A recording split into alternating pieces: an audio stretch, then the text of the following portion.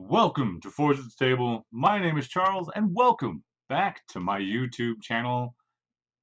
Actually, my living room. This is actually where I run my games at, actually. So I guess you could call it my game room. Anyways, first off, yes, I'm using a blue filter for two reasons. It's rainy and kind of bluish gray outside in western Montana, and I got blue lights on my little Logitech here, and so I figured I'd match everything up. So, anyways, today what we're doing is I am giving you the official Forge at the Table look at Pathfinder Second Edition. But not only that, I am giving you my official opinion and a side by side comparison between Pathfinder Second Edition and Dungeons and Dragons 5th Edition, also known as 5e. So, anyways, yeah, let's cut to the chase. So, here is Pathfinder Second Edition. It just dropped in August. August 1st at Gen Con from the wonderful folks over there at Paizo Inc.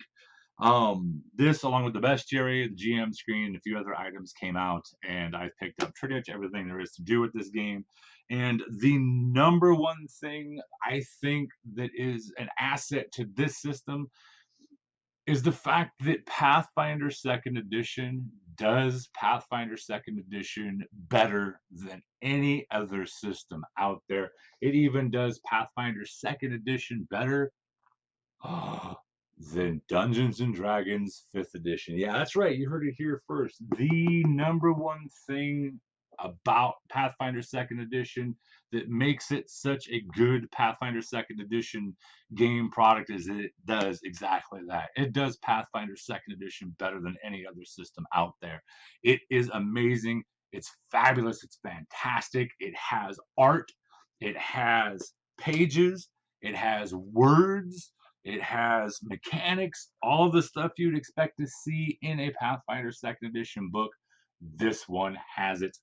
However, the one thing that Mhm, I feel this system falls short on, mhm. that I think is its weakest asset, is that this book, with its 600 plus pages, fails to do is 5th edition Dungeons and Dragons, Call of Cthulhu 7th edition, Warhammer Fantasy 4th edition, 7th Sea, any of those, Pugmire, any of those other games, this game is lacking and does a very poor job at doing.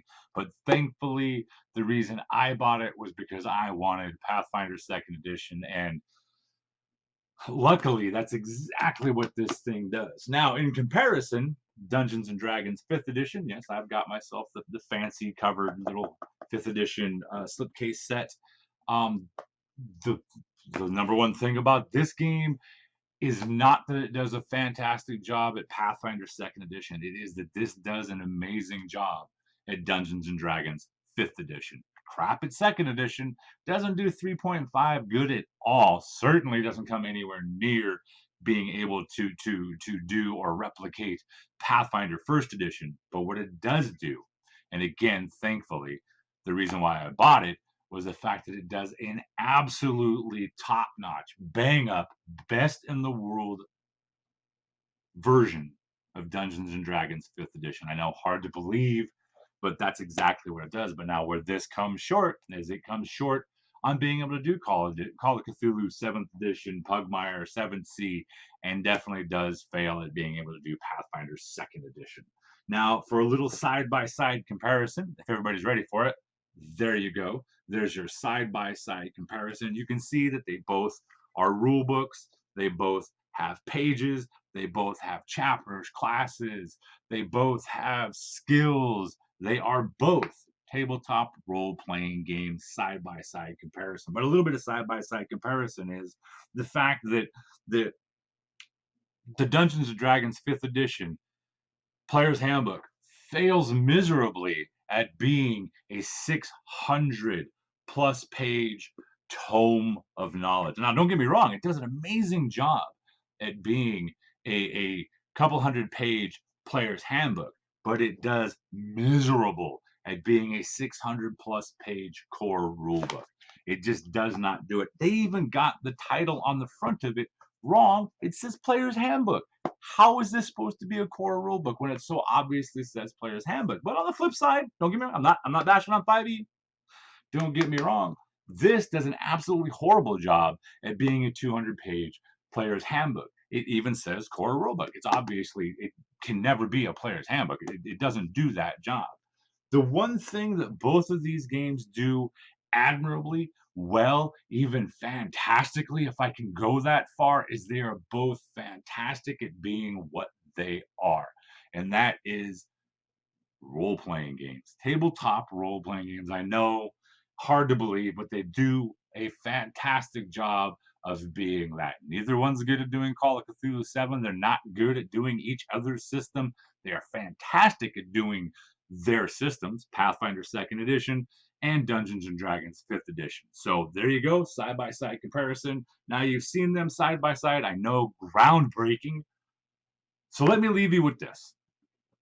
They are both tabletop role playing games. Who gives a damn about the edition? Let's stop the edition wars. Man, if you play Pathfinder 2nd edition, that floats your boat. That scratches your itch the way your itch needs to be scratched. Or you play 5th edition Dungeons and Dragons, Call of Cthulhu, Pugmire, Fantasy Age, Modern Age. You play Castles and Crusades. You play basic Dungeons and Dragons. Good on you. Have fun. Your game, your table, your space. Play what you want to play. The hell with what anybody else thinks. I am Charles. This has been Forge the Table, and that is my honest side by side comparison of Dungeons and Dragons 5th edition and Pathfinder 2nd edition. Do I like Pathfinder 2nd edition? Yeah, we're switching from Dungeons and Dragons 5th edition to using Pathfinder 2nd edition because as a group we decided that we wanted to give it a spin. That might change in 6 months. That might change in a year. It might never change. That's what it is. There's your comparison. Thanks for watching. I am going to resurrect this channel eventually. Peace and happy gaming.